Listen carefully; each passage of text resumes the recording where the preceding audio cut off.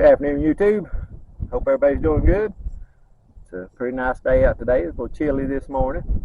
I say chilly. I was talking to somebody earlier from Minnesota, and I was thinking it's chilly here, but it was 41 here, and they had 7. So I don't guess it was that chilly here, but it seemed chilly. We've been in the 70s, and like I said, last night it got down into the low 40s, so it was definitely cooler than what it had been. So I think tonight, though, we're supposed to drop down in the 30s for maybe the next 2 nights or something like that, and then warm back up. So almost April, so maybe this cold weather will be over. Just going to talk a little bit about some firewood, stacking firewood, and a little bit about selling firewood and the way I do it, and if it's the right way or wrong way, I don't know. But it works for me. Like I said, the wood I cut is chestnut oak, a little bit of black oak, a little bit of white oak. I do have hickory here, but most of it I usually cut for myself. But I'll even talk about the way I do it for myself versus what I do for the wood that I've been selling. All right, well, here's the stacks that I've started this year. This is wood that I've been cutting and splitting this year. The stack back behind here is wood from last year. This is what you don't want to do. Whenever you throw your wood into a pile like this, now this is just because when I dug my logs up here, you can see I still got a log here that I drug up, but I just sawed them up and sawed the limbs off of them and some of the crooked spots and stuff like that, and I just tossed it over here. So now that I got some of these other logs sawed up and out of my way, I'm gonna get to work on this pile. A lot of this smaller wood, I just kind of mix it in with the loads of wood that I take, because in my opinion, a piece of wood that's round like this makes a great wood for your stove at nighttime. Put a couple of them in there and lay them flat down in the bottom so they just sit there and kind of smolder, and it works great. But as you can see, this wood from last year, I don't know if you can kind of get a scale of how big I cut that. It's probably about 3 inches. You know, some of it a little bit smaller than that. Like this one here, you know, this right here might be about 5 inches or something. But, I'll explain why I cut it that small and everything. The firewood I have, I usually only got a year and a half maybe or something like that when I saw it to when I have it ready to sell, to get this wood to season out. Oak, some oak only, a white oak might only season about 1 inch a year. So that means, you know, if you got a piece of wood, you know, it only season a year up to about 1 inch from every direction from the outsides. This chestnut oak is a little bit different. It is from the white oak family, but this bark part here, this will probably season up to about 2.5 inches or something like that. And then these center parts will usually season, you know, this area right here. Hope you guys can see this. Right here's the bark, the outer part of the tree. That'll usually go about 2.5 inches in a year. You get down into this part, it'll go about 1.5 inches up to maybe 2 inches in a year. You get to the center part of a tree, let's show you on a big piece of wood. Might be simpler.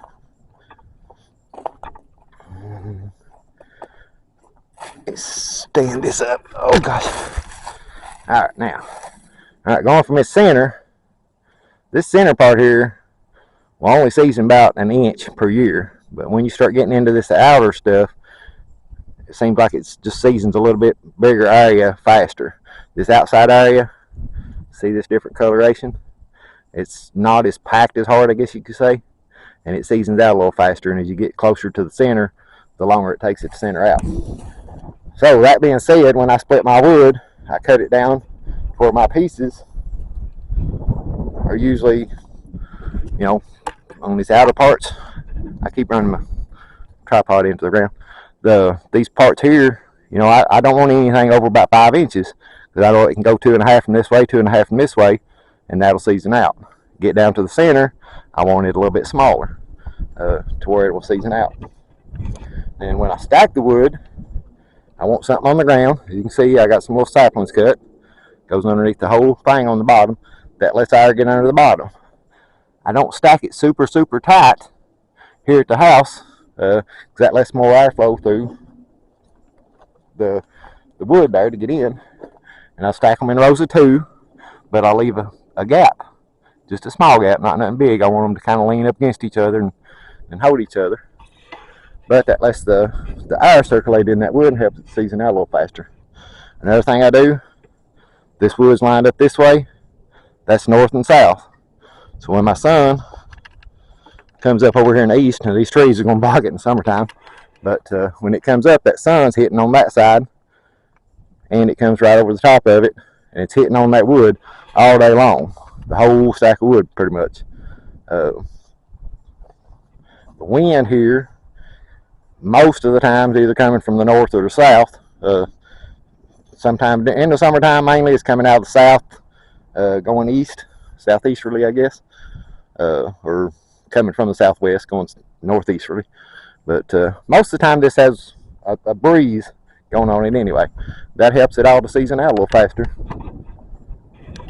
Sorry, I'm pausing every now and then. I just got to check on Josie. She's down at the barn playing. But that's pretty much how I stack it. Now, at the house, I have a 12 by 12 metal building.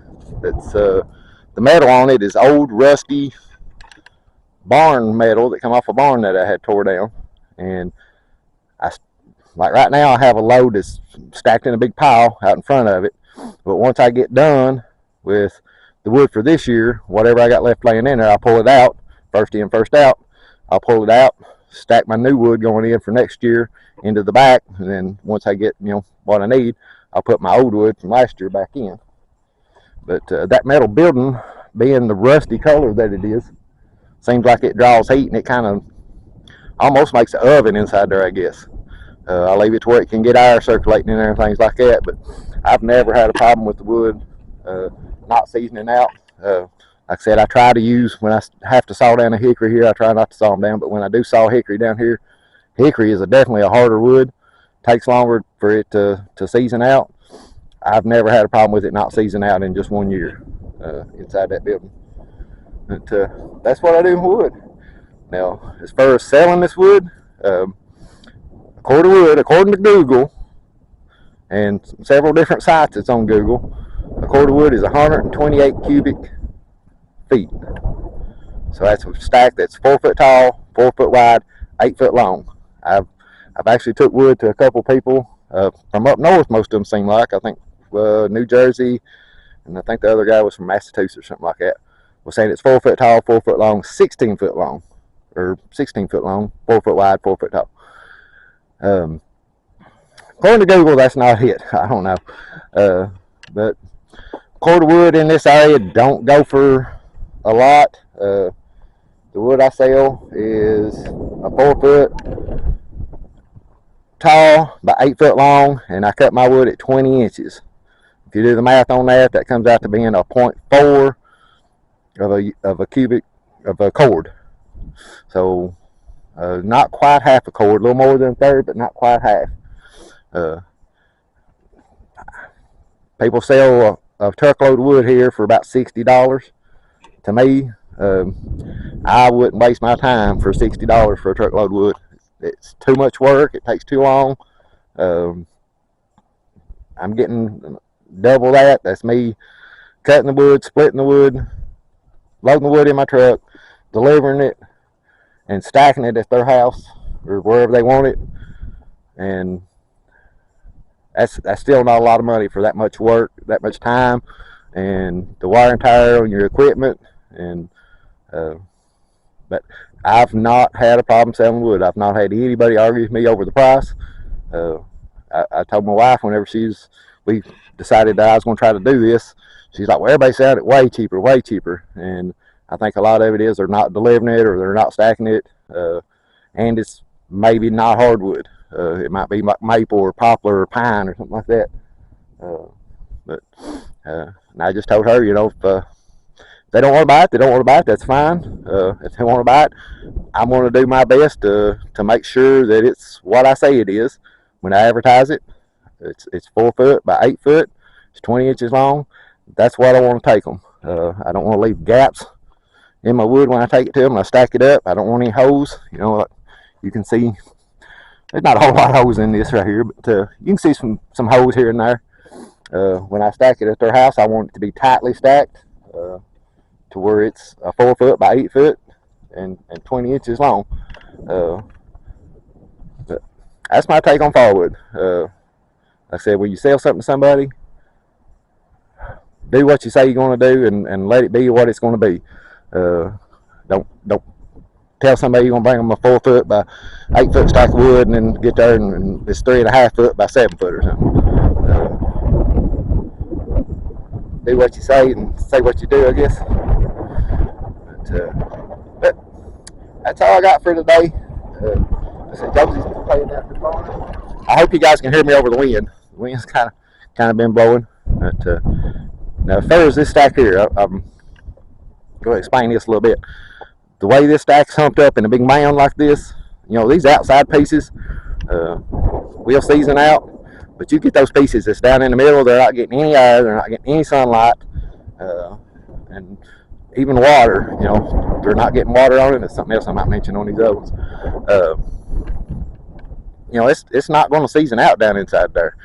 You know, it's outside cold, probably wood, or, you know, the outside layer here.